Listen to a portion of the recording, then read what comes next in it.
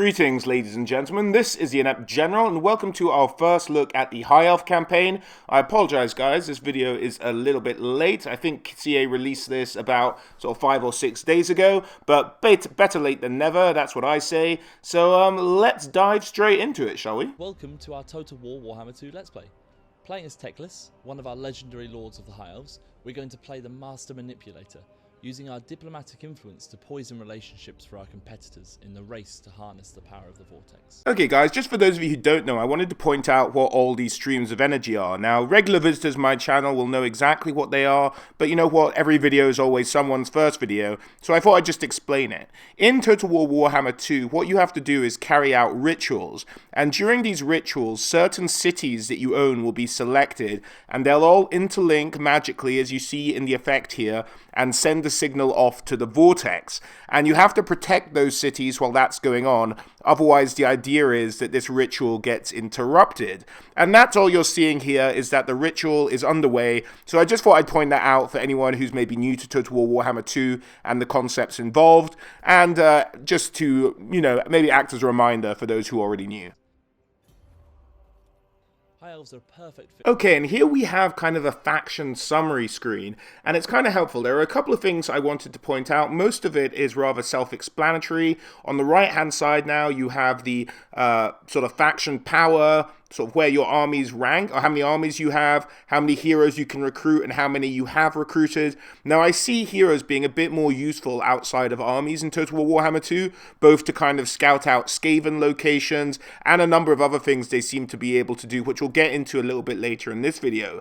You also, in the bottom left, have all the climates. Now, we're going to go see what unpleasant climate means. I haven't seen the actual details for uninhabitable climates as of yet in Total War Warhammer 2, but we'll get into what unpleasant climate means, and you also see there the suitable climates. So suitable climates will be places that the High Elves can set up cities that won't come to any detriment to them, and so they'll be able to do it that way.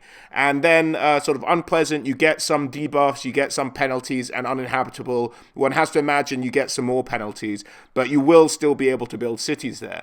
But I like this faction summary screen, it's kind of good, and the first faction effect we see is the High Lawmaster. Now, this seems to be a Tyrion-specific trait to this legendary lord, and giving you plus 10 diplomatic relationships with men and high elves. That, of course, is due to the fact that Tyrion, if you guys haven't seen my lore video on Tyrion and Teclis, do check it out, popping up in the top right-hand corner now.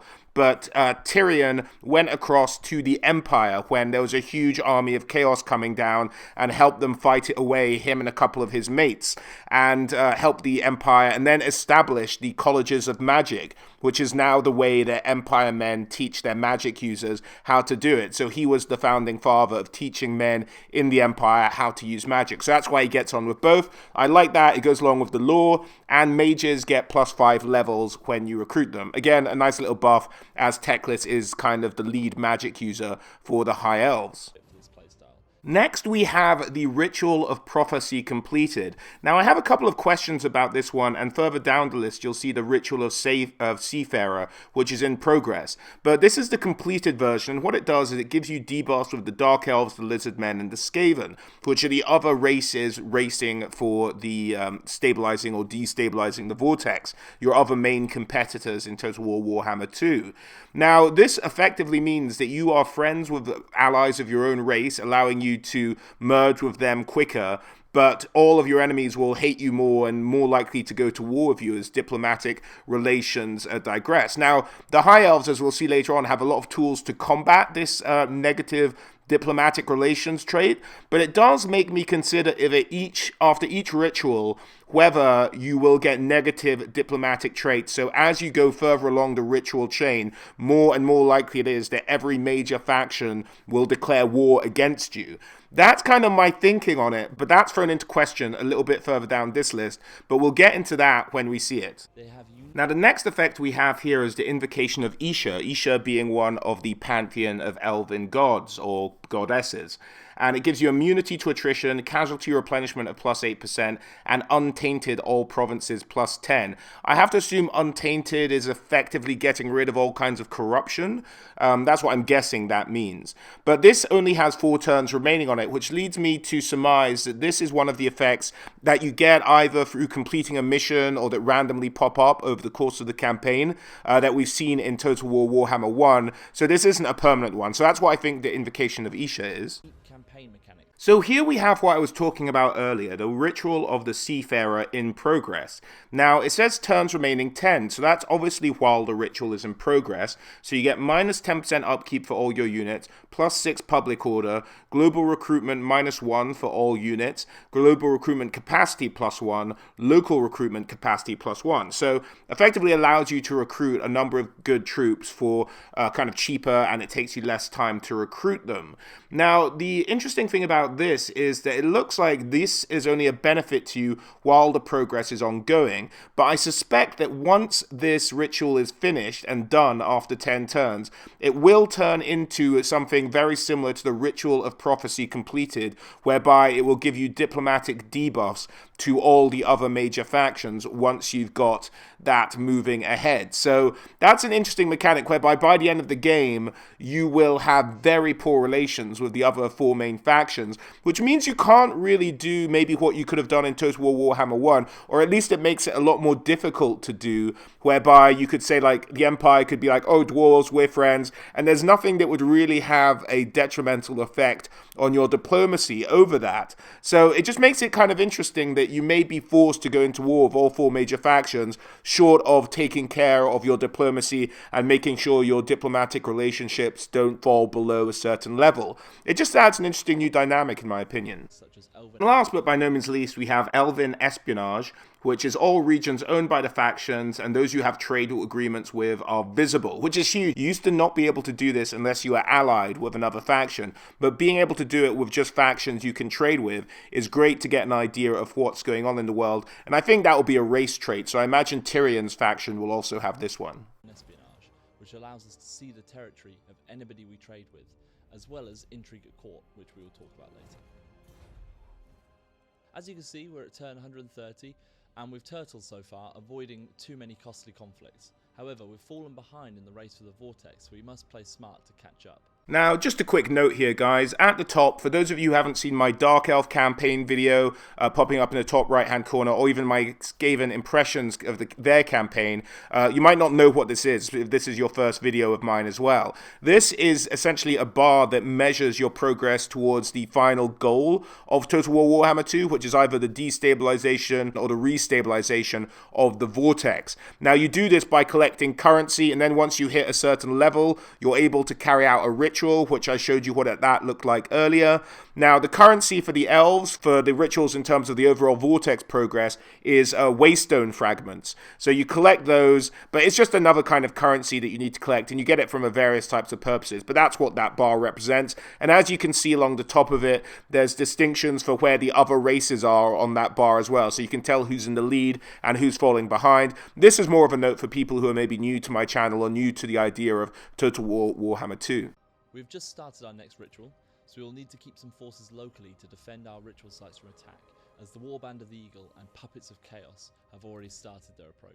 Now, we've spoken about this already slightly in our previous campaign videos, guys, but just to cover it again slightly, these Armies of Chaos appear whenever you carry out a ritual, and the further along in the 5 rituals over the game, the more armies will instantaneously spawn near your territories, coming straight for your ritual cities to try and take them out. In this case, it looks like there's 3 or 4 Chaos armies coming straight for the High Elves, so the player is looking to dispatch those. But you also have a chance of sending interception armies when an opposing AI player has it. It costs you money to do it, and you don't control those armies, but you're also able to send armies to stop them just in case you can't get there in time yourself. Now, we do have our allies, the Spine of Sotek Dwarves, to our east, forming a shield on our eastern side against would-be enemies in the mountains. As many of you may already be aware, unlike in Total War Warhammer 1, in Total War Warhammer 2, you can settle cities anywhere. But the way that this works in Total War Warhammer 2 is, as we saw earlier, there are different environmental areas, and your races take to those environmental areas in different ways. You have the ones that are suited for you, the climate that's suited for you, and then you had unpleasant, and then you had uninhabitable. Here we see the debuffs you get by setting up a settlement in an unpleasant area. So we have public order -1, construction cost plus 30%, casualty replenishment -8%, construction time +3 turns for province capitals / settlement buildings, and income from all buildings is -15%. Those are some pretty significant debuffs, and so this is the way for Creative Assembly to kind of encourage you to make alliances with races who are better suited and will be able to get more out of these settlements. Unfortunately, they still haven't introduced city trading, but hopefully we'll be able to see that in the game at some point in the future, so you can give cities to your allies if they're in climates that are not suitable to your particular race. So hopefully one for the future still. As we can see, they mostly like living in mountainous climate, which isn't suitable for us, so I'm happy to let them keep that land. For now. Our main nemesis in the race for the Vortex are our malevolent brethren, the Dark Elves, who are currently leading the race. Now, we could build and send a force north to slow them down, or we could use Intrigue at Court, a High Elf specific campaign mechanic, to drop a hornet's nest on their lap.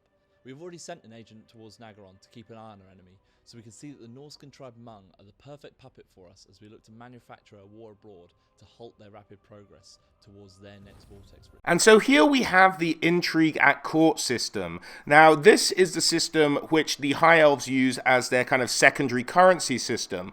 All the races we've seen so far in Total War Warhammer 2 have this secondary currency that allows them to do race-specific things. The Skaven have food, which allows them to have summonations of sort of the Menace Below or the Dwellers Below, I can't remember the exact name, where they summon Skaven in the battlefield. It also allows them, when they conquer settlements, to build up those settlements to the higher tiers at the sacrifice of food.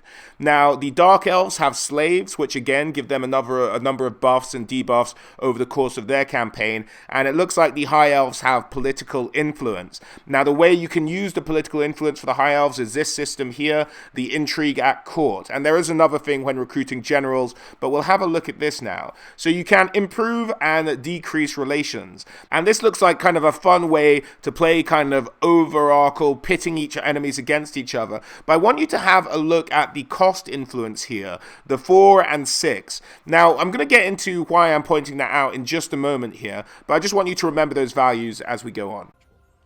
If we open the Intrigue at Court menu, you can see that we can improve or decrease relations between any factions we have encountered during our campaign, using influence which is gained through events and completing missions. Hmong and Nagaron already dislike each other, but they are yet to wage war. Let's see if we can push Hmong over the edge and give Malekith a headache he wasn't. Now, you may not have noticed there, but I just wanted to point out the values in the last one because they seem to change for every race. Now, what seems to happen is every time you select either the improve relationships or decrease relationships, the cost of doing it again goes up. Now, we see him do this later on in the same video with the lizard men, I think it is, and it always seems to be the same penalty. So what you're looking at every time with this increasing and decreasing relationship is probably plus or 30 minus in that relationship. So what that kind of tells me is strategically, if you're wanting to spare your influence, what you're looking to do is really just to tip things over the edge. Now, you can invest heavily in a conflict between two armies, but you're really wanting to look for where there is conflict already and, just put your hand on the balance a little bit. That seems the way to make the best use out of this ability, because the influence you gain, you do have a bit here, as you can see, he has about 115, but to recruit a new general, we see later on, costs around 60 influence, if you want a good one. So it does sort of add up a little bit in terms of what you're spending your influence on, but it will get increasingly expensive if you're looking to keep people at war, keep people with negative relationships at a time. Anticipating. One of our agents, posing as Druki, stirs the cauldron of hate, fostering resentment between Nagaron and Hmong, with lies both white and dark. Now, over the next few turns, we should be able to see if we have made a difference.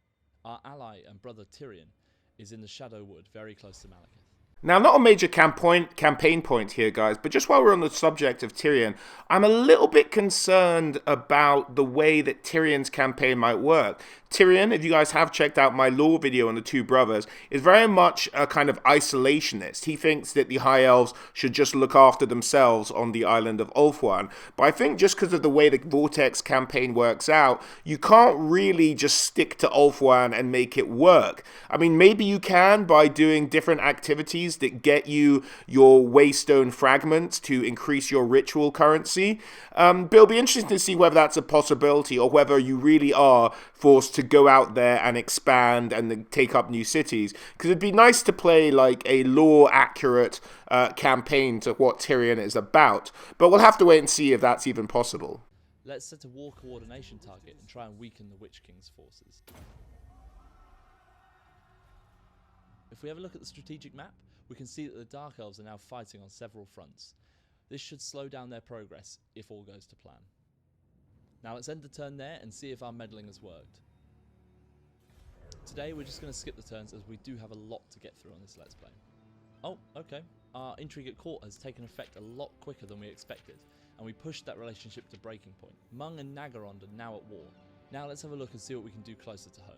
We still have the Warband of the Eagle approaching from the south, and the Puppets of Chaos from the east. They'll soon be here, so we need to prepare for those battles. Let's use our influence to recruit an even... Now, this is just a little bit strange here, guys. As you can see, he's kind of scrolling through the generals, and you get different traits with different costs of influence. The idea being that you pay more influence for better general traits. And the one he ends up picking up in just a bit is actually a pretty good general trait, and it costs 60 influence. But as he scrolled down that whole list, I only ever saw one who was cheaper. So it may be, unless influence is very easy to come by, it might make it hard early doors to recruit generals, because the cheaper one was at 15. Now, if there's only 2 tiers of generals, that's a thing. Hopefully there's a few more. There's a bit of variety there. But this is a mechanic that I think is maybe not necessary. Well, I suppose it's good to have it cost you influence, but it just depends how much worse the traits are for those lower influence generals. But not a huge amount of them available, which just struck me as slightly odd. Just wanted to comment on that briefly. Better lord than is usually available. So there's several lords for us to choose from, but I'm going to go for Rubinus. She costs 60 influence, but for that we get the strong trait, which gives her plus 40 armor and plus 20% weapon strength. She can help defend one of the key ritual sites, and it also completes our mission that we were given at the start of this turn, Call the Wardens. I'm also going to recruit a few silver helms to bulk up the defense. Now we have our rituals defended, we can have a look at how Teclis can make an impact. We've already been using our intrigue at court earlier in the campaign to meddle with the Lizardmen's relationship and prevent them joining forces. They will be much easier to defeat one at a time. As we can see, we've been assigned a mission to take Tlaxlan. This town is a ritual site and will gain us extra way fragments, our ritual currency. Now let's move Teclis further towards this settlement. We can also see our Elven Espionage working well for us, as we have a trade agreement with Hexoatl. We can see all the way up to Tlaxlan, so we know the coast is clear. Let's steal some technology using our mage Kavina to help increase our research rate. This has caused her to level up. So here we have the Total War Warhammer 2 heroes in action again. On the left-hand side, I still love the little summary screen, so whenever you select them, you can see exactly what they can do on the campaign map. Now, I got really excited when I saw this steel technology icon. My sort of brain started to spark. I was like, oh, what could that mean? The technologies are different. This is very exciting, but it's not as fun as it initially seems, unfortunately, as we'll find out in just a moment. So let's upgrade her steel technology skill, and we can end the turn there.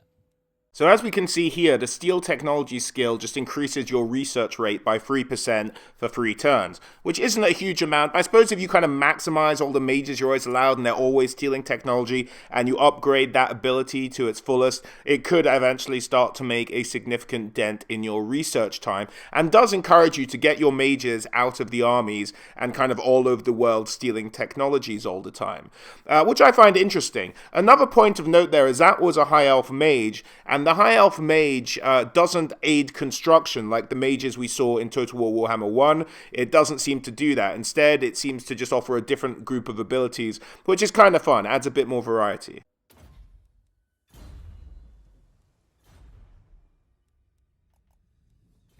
Our strategy of stunting the progress of the Druki is beginning to take even more shape. Our allies, Lothan, are now mobilizing against the Dark Elf settlement, and we have established a non-aggression pact with Mung. Closer to home, let's move Teclis closer to his destination.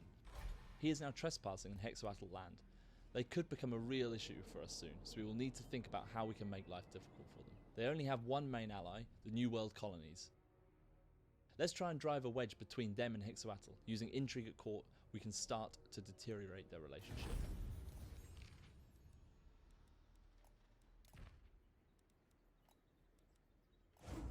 Some dare defy us. We shall sour relations between Lord Masdamundi of Hexoatl and Philip Billings of New World colonies.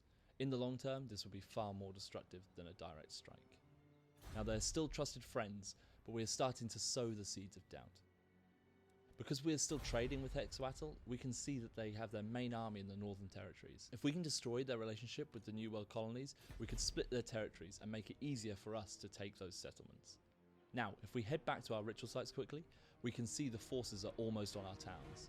Let's move Rama further down south to help reinforce our ritual site. We can't afford to lose it at this stage of the ritual. We will need to move her into march stance to ensure she gets there in time. Even though our army will be tired in battle, it should be worth the risk. And we can end the turn here.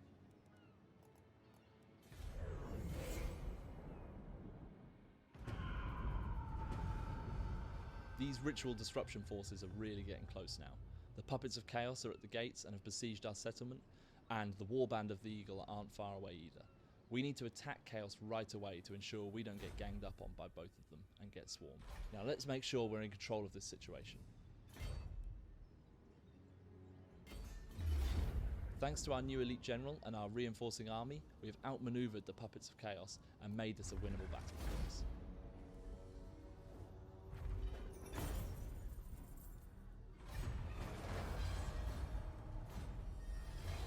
Now let's upgrade our new general. So here we have the general's upgrade tree for a high elf princess. Now the princess, I believe, is the more missile focused one, or the more melee focused one. I think it's the more missile focused one. I can't remember off the top of my head what they said in the High Elf armor reveal. But we get a good idea here. We see the mounts. We have the Elven Steed, the Great Eagle, the Moon Dragon, Star Dragon, Speed of Asuran, which is probably a 15% speed buff. And then you have dedications to each of the gods of the High Elves. Now, it'll be interesting to find out whether this is just one. You can only pick to dedicate yourself to one of the gods, or you can dedicate yourself to multiple of them. We don't yet know, but it'll be interesting to find out when we do. Down the bottom, we see some slightly different stuff. We see Iron Disciplinarian, which is probably a public order one from the symbol, if I remember correctly. Merchant Lord maybe increases the amount of goods you produce in a province, or perhaps faction-wide. And Wary Draftmaster is probably a training, or you get higher ranked regiments when you recruit them. Missile bonuses, melee bonuses, fairly straightforward and kind of stuff we've seen before. But that gods thing I'm actually really quite interested in, to see what the different gods do once we get our hands on the actual upgrade tree for the High Elf generals. I'm going to choose Inspiring Presence to help with the next upcoming battle, and change the army stance to Lilia's Blessing.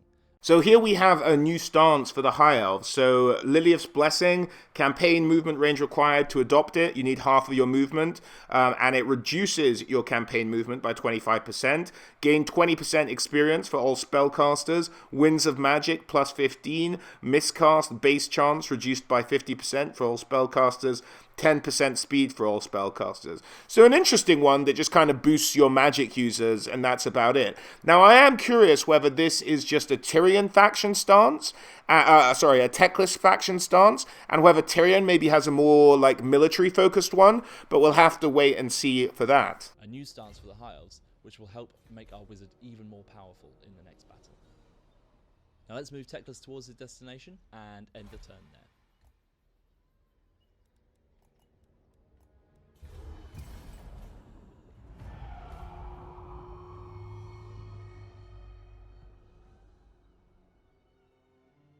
Our technology Maritime Empire has just finished.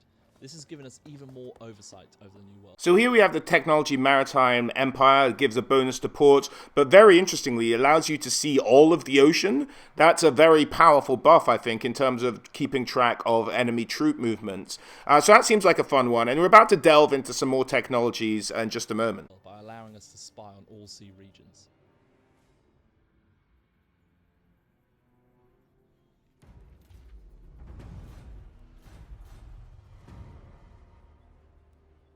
Now we need to pick a new technology. I'm going to go for light Ithilmar armor. So here we have the High Elf upgrade tree, and I like it. It's very organized, very disciplined, things very clearly laid out, and you have military advancements at the top, and it looks like to advance militarily, you just essentially have to unlock the next branch by putting down cash to do so. Now it looks like there are upgrades for very particular units, for eagles, for light cavalry, for your sort of Illyrian reavers, stuff like that, and down at the bottom we have trade advancements on the left, and slightly covered up just at the moment. I think that says cultural advances, of which the bottom one there looks like it was the one we just got that allowed you to see all the seafaring trade routes. On the whole, it looks like the trade advancements, you actually need to build very specific buildings. Now, some of these might be the kind of buildings you can only build in specific places, or just general buildings you have to reach a certain level of advancement to build in the first place. We'll have to wait and see. We're not sure what the building locks of them are. But for the moment, he kind of scans through this quite quickly in real time. But we'll just have a pause and have a look at the ones he kind of doesn't hover over, kind of scans over briefly to reveal them. So you have porcelain kilns there. And that's income from settlements plus 10%. Next, we have marble stockpiles and minus 10% building construction costs for all buildings. Then we have annuli or annuli routes, which is upkeep minus 5% for Great Eagle and Phoenix units, recruitment cost minus 10% for Great Eagle and Phoenix units. Fun thing to reduce cost of flying units effectively. Vows of Fealty, minus 5% upkeep for Silver Helms and Chariot units, and minus 10% cost for Silver Helms and Chariot units. Skirmishing Saddles, charge bonus plus 10 for Illyrian Reavers, and range plus 10 for Illyrian Reaver Archers. That's pretty good.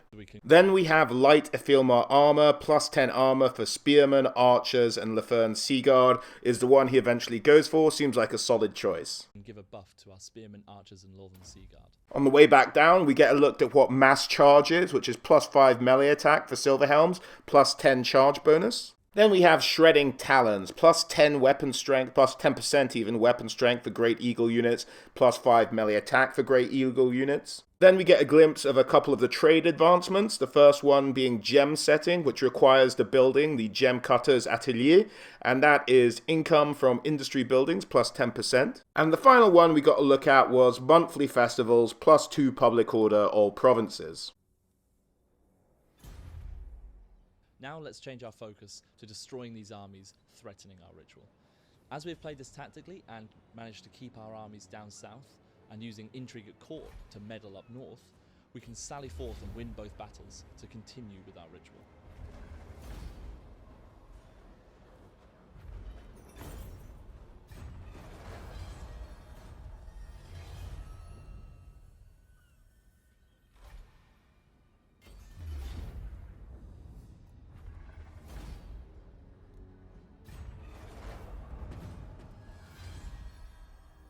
And let's also ensure that our secondary mission of taking Tlaxlan is completed. We can take Teclis out of march stance now and begin the assault on the settlement. We're also going to activate a rite, Improvisation. So here we get a look at the High Elf rites. Now we've had a look at the Skaven ones before, and we've had a look at the Dark Elf ones, where you can get Black Arcs and alike. So let's go through the High Elf ones. The Invocation of Vol. Vol being kind of the god of ironwork and metalworking in Elven society. Recruitment cost minus 10% Swordmasters of Hoth.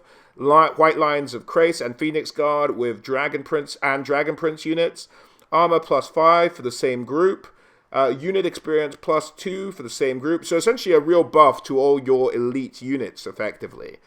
Influence plus 2 a turn for the Invocation of Asuryan. Asuryan being the kind of head of the pantheon of elven gods.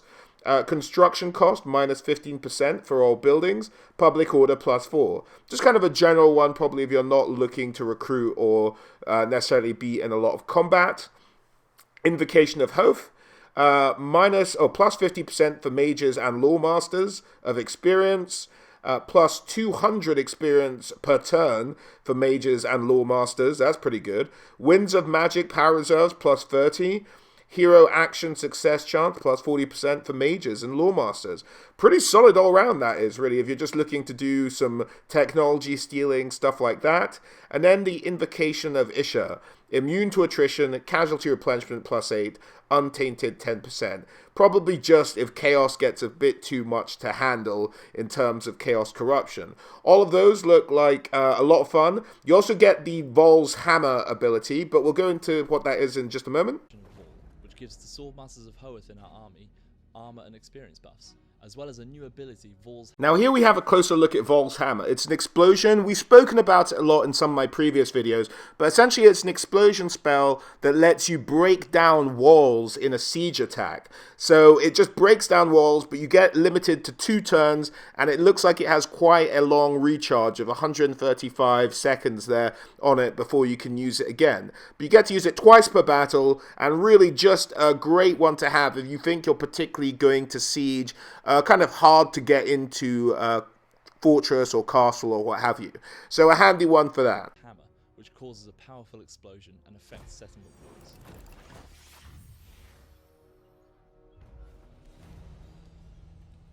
We've also been granted a powerful item. I'm going to choose the enchanted Ithilmar breastplate, which gives us an armor and melee defense boost.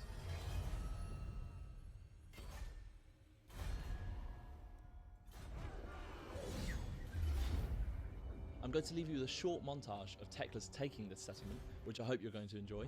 And of course, thank you very much for watching this High Elves Let's Play. Who doesn't love a good montage? So let's have a look at this little battle going on in front of us then. Frostguard Phoenix, Frostheart Phoenix even. If you want some stats and stat comparisons on all these high elf units, I have done them before. Do check the top right hand corner now, or find the link down in the description below in case you want to know how they perform against maybe the Lizard Men or even some of the races from Total War Warhammer 1. Sun Dragon looking majestic there. Now I like this, that the Sun Dragon can breathe fire down on walls. I don't think it's a Sun Dragon that destroyed that wall. I think that was Vol's Hammer that we were speaking about a little bit earlier. And that's about it, guys. As always, huge thank you all for watching, and I guess I hope to catch you all on the next one.